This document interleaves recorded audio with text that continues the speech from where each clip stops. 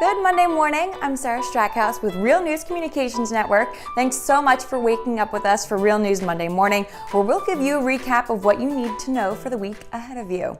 So let's take a look first at Jeff Curley's rundown, the daily email with the top stories of the day. First on the list, the White House said Sunday the Justice Department will help train armed American teachers in response to the shooting in Florida last month. CNBC reports at the same time Trump dropped the idea of raising the age limit from 18 to 21 on gun purchases. Former police chief and school safety expert Catherine Smith-Torres is available for interview on that story. Next on the rundown, does your state make the list of booziest? Newsweek reports North Dakota tops that list. Women who drink at least 8 alcoholic beverages per week and men who have at least 15 are considered heavy drinkers. Dr. John Dybin with Origins Recovery Center is available for comment. And fashionistas, listen up. According to CBS, doctors are saying certain clothing, such as compression garments and high heels, could be bad for your health. Healthy living expert Dr. Jade Malay is available for interviews on this story. Today you can expect to be just a little bit groggier than normal as we lost an hour over the weekend for daylight savings. Time reports it's one of the most hated days of the year, and research shows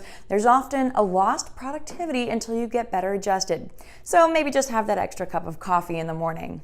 The Northeast continues to get pummeled by snow. The third nor'easter in about a month is prepared to hit the tri-state area all the way up through Massachusetts and Maine, according to ABC. Thousands have lost power in the past couple of weeks, and in some areas, about half a foot more of snow is expected. Fingers crossed spring kicks in for them soon. And 5 people are dead after a helicopter crash in New York City, according to CBS. The aircraft carrying 6 people plunged into the East River last night. The pilot made a mayday call just before it happened after the engine apparently failed. The pilot was the only survivor. A federal investigation is underway. And the Associated Press reports that schools across the country are prepping for the possibility of students and teachers and faculty joining the 17-minute walkout on the March 14th in response to the February 14th high school shooting in Florida that killed 17. Some schools have threatened to suspend those who participate. Some are organizing a safe, allotted time to walk out.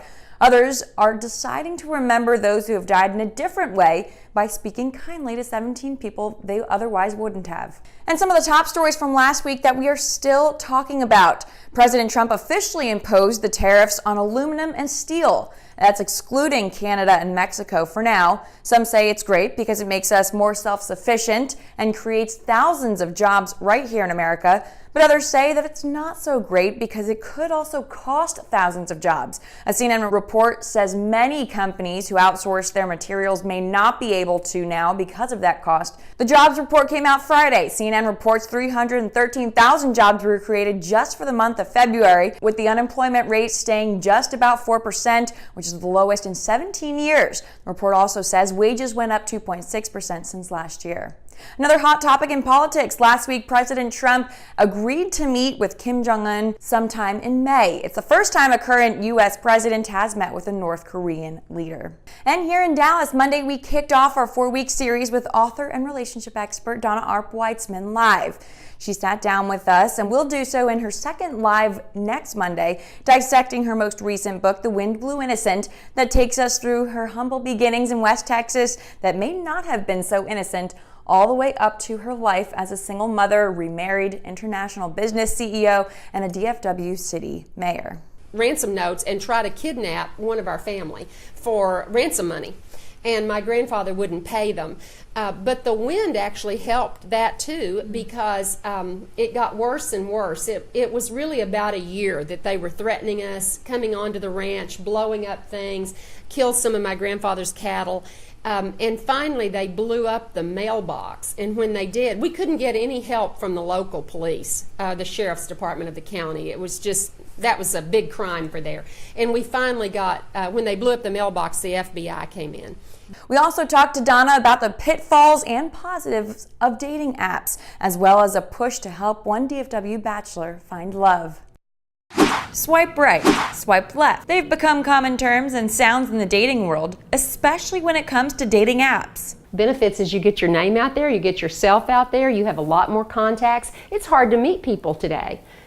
You go to work, you go home, maybe you go to a bar. It's even hard to meet people in a bar. Maybe you don't want to meet the people in a bar.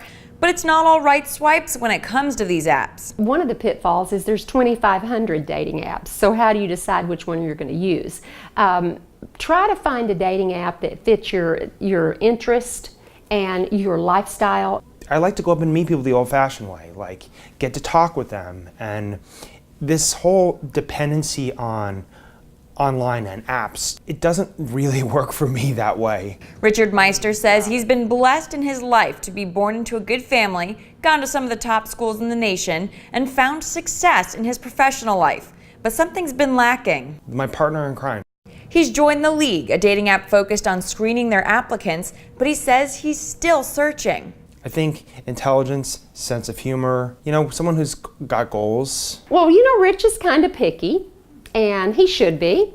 It's kind of like a field of daisies, you're trying to pick the best one. And actually people like Rich, and he's like the edge of the millennials on the top end, but the millennials and post-millennials are waiting longer to get married. And my theory is, and it's been proven by really lots of research, that the reason they're waiting longer, number one, they have economic viability, they can make their own living, but number two, there's kind of that thought is, there's always a better one out there. In fact, a recent ABC article reports the average age in the past 50 years for a woman to get married has risen from 20 to 25. But for Rich, it wasn't just about waiting until he was more financially stable, it was about waiting until he was ready, which he might have been had he not had what many would call a freak accident one day sophomore year in college. I had a lofted bed, and one night I just fell out and I hit my head on my roommate's desk. I was in a coma for 6 weeks. I had to relearn how to walk, talk, read, write, swallow. I used to laugh, like, come on, 15 to 20 years, that's ridiculous. But the brain is so big and so complicated, yeah, it takes that long. After his move back to Dallas, not only was he healing physically, but mentally. It's because that was a big stumbling block for about a 10-year period. And I felt like it was a red flag. For me, it's like, I can't go into that. It's going to scare people off. Having a head injury is not something I would wish on my worst enemy. But having survived it and successfully survived it, it's now the thing in my life I'm most proud of. He says his accident shaped him, but it doesn't define him, and now he's looking for that special someone. And if you do not want to use a dating app, then make sure you go to the singles class at church, make sure you have your family introduce you to people, ask your friends, be very open about it. And in the spirit of being open, we're making a plea for help to find Rich his partner in crime, and Donna has made it her mission to help him find that love. If you know of someone who may be a great fit for Rich, send us an inbox to our Facebook page. For Real News, I'm Sarah Strackhouse.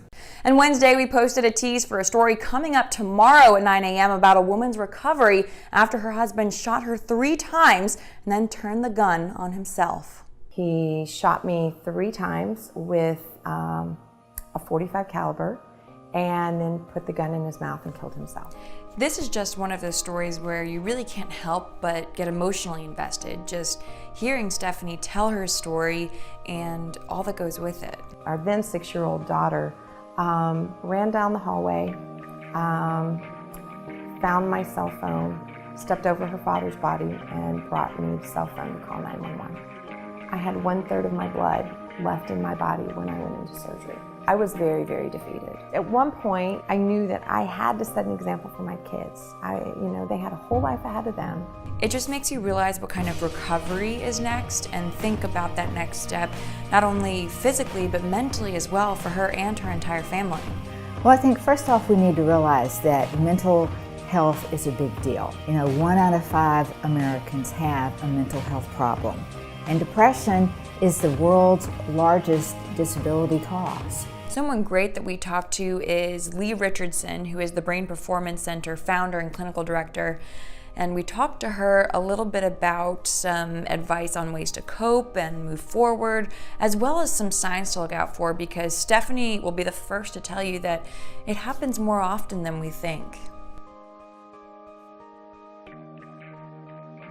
Now, these are just some of the highlights of last week, over the weekend, and this week to come. Don't forget to join us for the lunch break on RNCN YouTube and Facebook page live every Monday, Wednesday, Friday from noon to 1. Let's check in with Josh Hart. How are you? Doing well. How are you? Good. How was your weekend? I know it was fun. I organized the office. We got some house planning done. Nice. We programmed our automatic robot for the vacuuming. So Oh, good. that was fun too. Very, very adulting weekend. Sometimes you need those, though. Exactly. Every so often, not too often.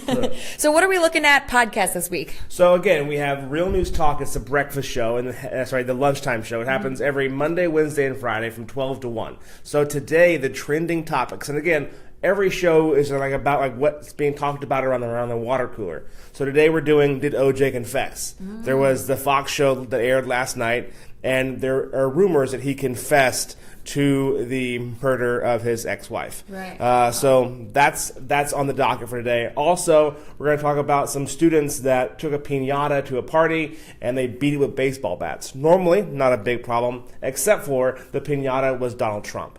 And so the question is, are they protected from freedom of speech? We'll get into that as well. And lastly, the most important one, I'm going to try to convince our boss, Jeff, because today is National Napping Day, Ooh, yes. to get a 20-minute nap in throughout today. So I feel like that's fair. You know, I was reading something. Apparently, Time was reporting that naps today might be lower productivity. They even said something about a higher risk of stroke and heart attack. So I feel like that's fair. Well, I think the time you lose is equivalent to the time that I get up and try to get another cup of coffee, or I can walk around to get some fresh air. All that time when I'm trying to wake myself back up could be better used with a quick nap. So I think that's a great idea.